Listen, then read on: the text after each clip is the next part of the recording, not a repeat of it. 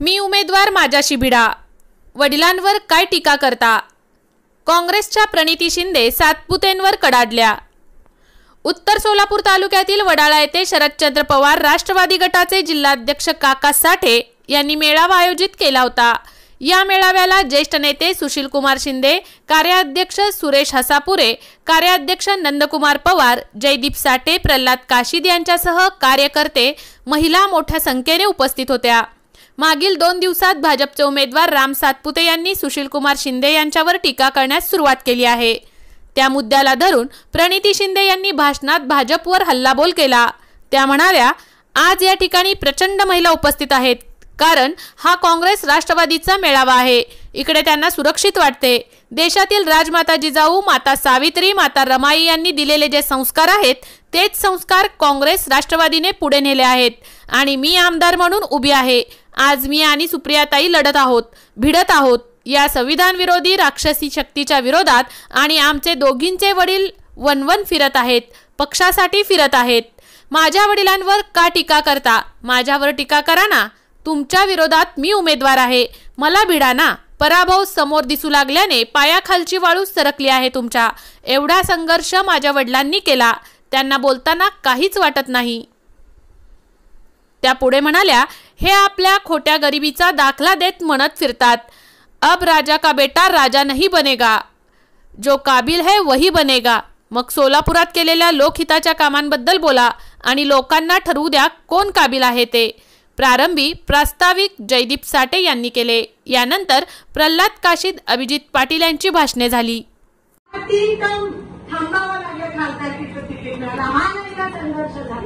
म्हणून काय बोलता तुम्ही? मुद्देच राहिले नाहीत ना त्यांच्याकडे, विरोधकांकडे मुद्देच नाही. त्यांना माहिती आहे की मागच्या 10 वर्षात सोलापूरसाठी, या देशासाठी काहीच केलं नाही. एवढ्या थाटात माटात मोदीजी सत्तेत आले आणि तुम्ही एवढा विश्वासाने त्यांना मतदान केलं. काही लोकांनी, तुम्ही म्हणजे काही लोकांमुळे आपल्याला ते भोगावं लागलं. एवढ्या विश्वासाने त्यांनी मतदान केलं की 15 लाख मिळेल. आणि जे तरुण या ठिकाणी बोलले, मला खूप अभिमान वाटला. तुम्ही खूप चांगलं बोलत आहे दादा, तुम्ही मला नेहमीच माझ्या पाठीशी असता.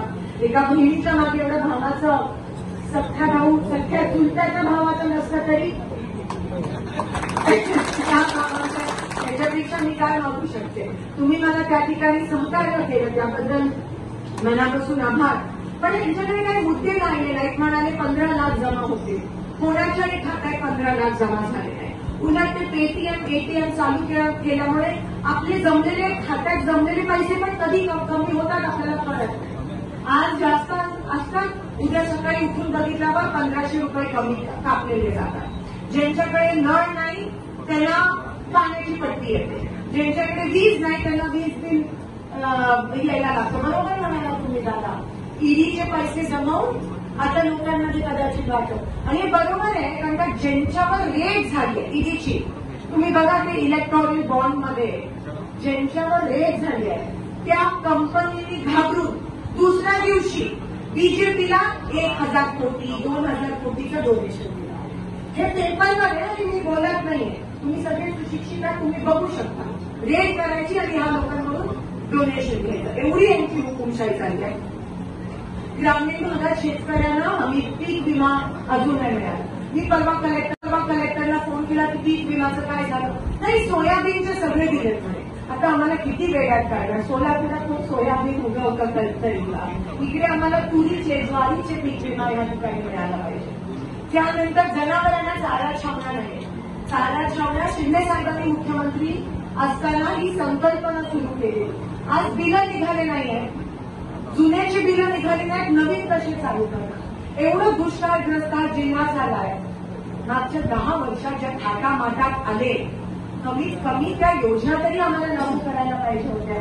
500 कोटी तुमच्या 10 आमदारांना तुम्ही 500 कोटी दिले, 50 कोटी देऊन आम्हाला योजना नाही देऊ शकल्या. महिलांना दूध, त्या ठिकाणी दूधचे पैसे मिळत नाहीये.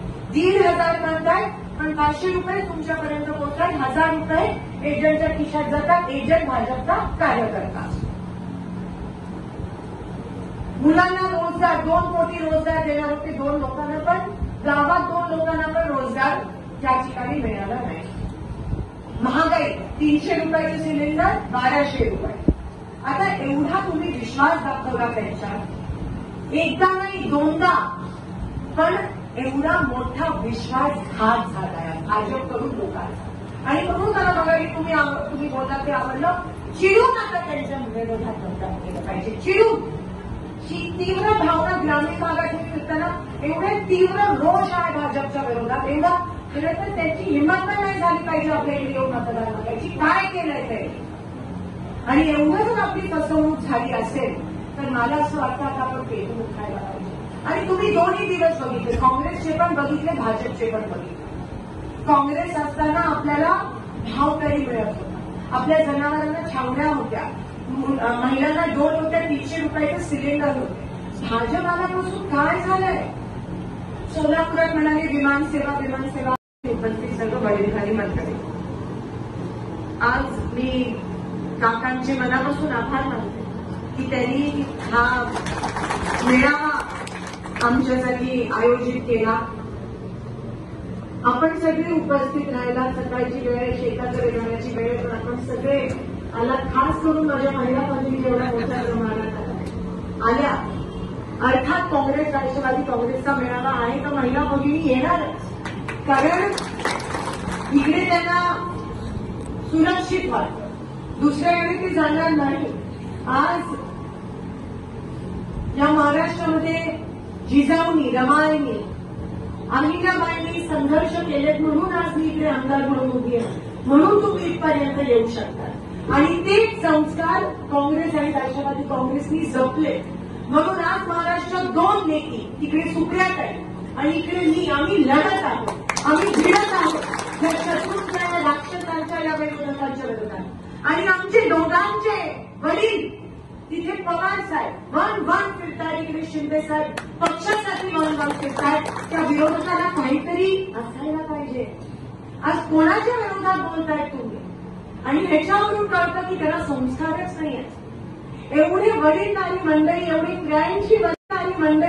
83 वर्षाची आपले वडील जर रात्रंदिवस लोकांसाठी असूनही हा महाराष्ट्र पिंजून काढत असतील आणि तुम्ही त्यांनाच विचारता, ह्याच्यावरून कळतं की तुमचे संस्कार किती आहेत, तुम्हाला कशी घरात शिकवण मिळते.